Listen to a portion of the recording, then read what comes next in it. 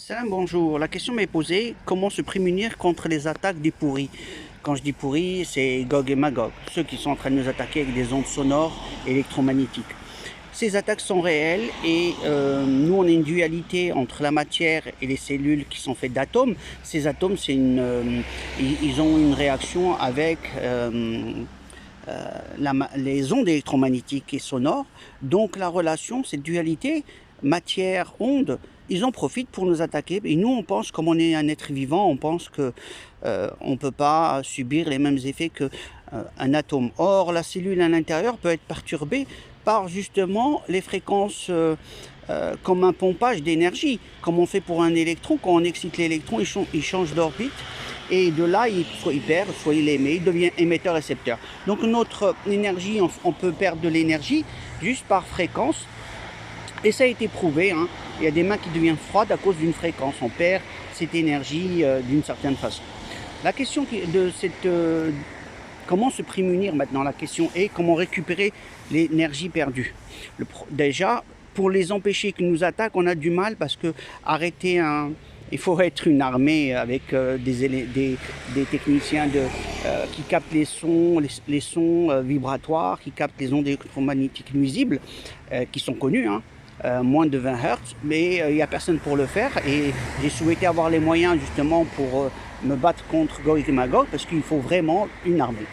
Et donc, en tant que civil, et on ne peut rien faire contre eux, on n'a pas les moyens. Donc il ne nous reste qu'à récupérer l'énergie perdue et en priant. Donc comment on fait pour récupérer justement l'énergie perdue, récupérer son énergie vitale? On est des émetteurs-récepteurs, donc on va aller chercher comment réceptionner ces énergies qui sont perdues et dégager les mauvaises. Donc on sait que les sources d'eau, nous on est fait plus de 70% d'eau. Donc nos cellules à l'intérieur, qui dit cellule dit les atomes, vont pouvoir, qu'on appelle ça, bénéficier de l'apport d'eau qu'on boit, journalier, mais à une condition que l'eau qu'on a bu doit être une eau structurée. L'eau structurée, c'est la forme géométrique de l'eau qui fait qu'elle devient bénéfique et au niveau énergétique.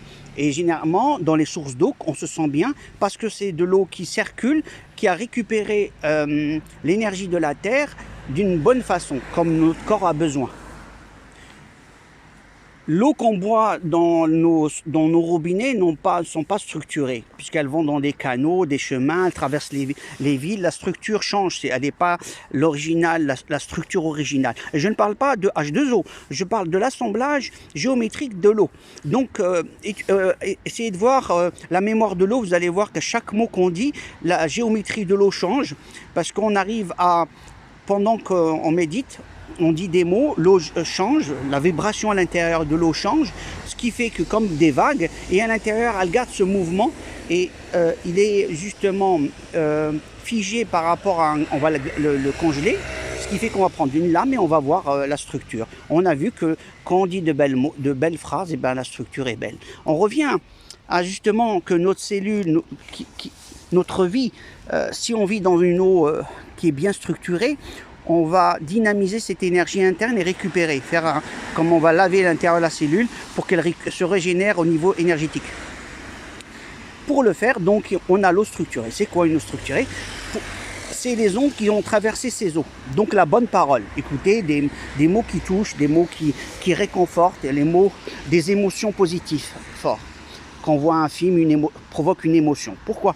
Parce que l'idée elle-même, la parole, donne une émotion, on allume une lampe et cette lampe de l'émotion produit cette énergie. Donc on peut aussi produire cette énergie soi-même. Et ça, c'est des gens qui méditent, qui pensent, qui vont dans la quête de justement de la synchronisation entre le corps et l'ondulation qu'il y a en nous. C'est d'ondulation qu'on l'allume, eh ben, on on va dire... on produit cette énergie nous-mêmes. Voilà, on va consommer une certaine forme d'énergie de la matière pour produire une ondulation qui est positive. On a aussi que maintenant le moyen de la ramener vers nous. Donc on écoute de la musique qui nous détend. Il y a aussi qui nous font du bien, de la bonne parole. Même un film avec un truc qui nous touche profondément, ben, ça crée cette émotion parce que la parole, c'est comme une musique. Et c'est prouvé tout ce que je dis. Maintenant, on a les arbres. Quand on va devant un arbre, lui-même est un émetteur-récepteur. Il est rattaché au sol, la terre elle a des champs électromagnétiques et autres. Donc, en s'approchant de l'arbre, cette énergie nous traverse aussi. Donc, quand on met la main dessus, le contact est beaucoup plus direct. Donc, on a un échange entre la matière, disons, entre un corps et un autre, comme des vases communicants. Ce qu'il y a, il faut rester dans la journée, se balader près des arbres pour régénérer à peu près 1 heure par jour pour être bien.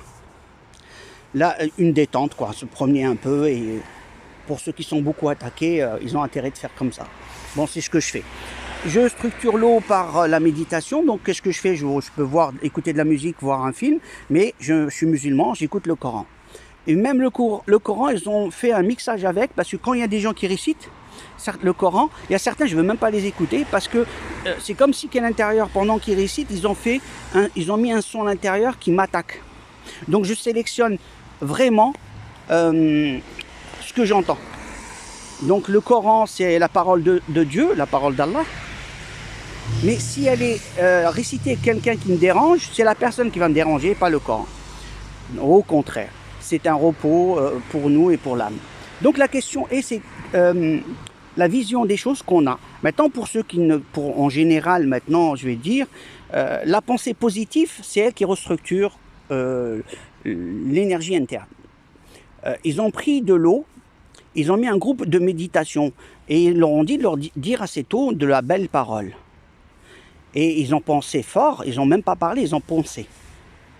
Dans leur pensée, c'est que je t'aime. Leur pensée, c'est t'es quelqu'un de gentil.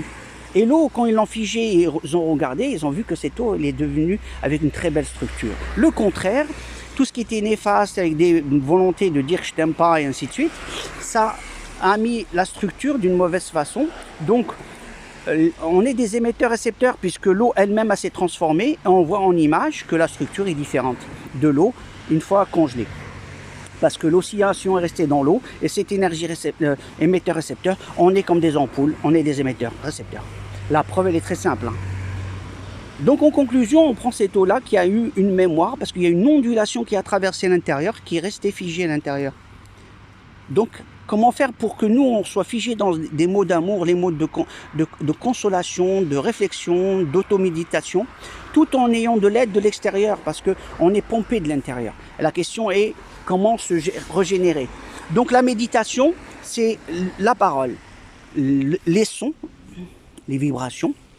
Et donc, qu'est-ce que je fais? Je prends de l'eau structurée. Comment je fais? Moi, je prends de l'eau, je mets des bouteilles. Moi je mets de la bonne parole, donc je mets le Coran à côté avec des écouteurs où je le laisse à la maison, ça tourne et je bois que de cette eau. C'est-à-dire je bois près d'1,5 litre minimum par jour, voilà ce que je bois en eau structurée. Moi je le structure avec l'eau, avec la parole de Dieu. Pour certains, l'essentiel des fréquences. Maintenant je vais vous parler de fréquences. Il y a des fréquences, il faut savoir, on a les 7 chakras, ou je dirais les 8 chakras. À chaque chakra, on va dire, c'est une porte. C'est une énergie de base. Celle du bas, la fréquence de résonance, c'est le chiffre 27. Rappelez-vous, le chiffre 27. Ça fait un bruit aigu, d'accord. Mais il faut le mettre au minimum, pas trop fort. Donc, si on prend du lot, on met le 27, cette résonance va équilibrer le chakra d'en bas, le niveau le plus bas. Ensuite, on met 2 fois 27, on multiplie par 2, on trouve ce chiffre. Le chiffre qu'on va trouver, ça sera le deuxième chakra. On multiplie par 3, 3 fois 27, le chiffre qu'on trouve, on le mettra pour le troisième chakra, et ainsi de suite jusqu'au 8e chakra. Ces énergies-là, parce que ça fonctionne comme une porte. La porte, c'est le 27 qui l'ouvre. Donc en conclusion, on te pompe en énergie, on réanime ces énergies par ce biais. On voit qu'en bas, on se sent au niveau des jambes, ça ne va pas, et ben on met le 27. Au niveau du ventre, on grimpe d'un chiffre, donc 2 fois 27. Au niveau du chakra de la méditation, on fait 8 fois 27, 7 fois 27, je fais les deux pour la concentration et la méditation.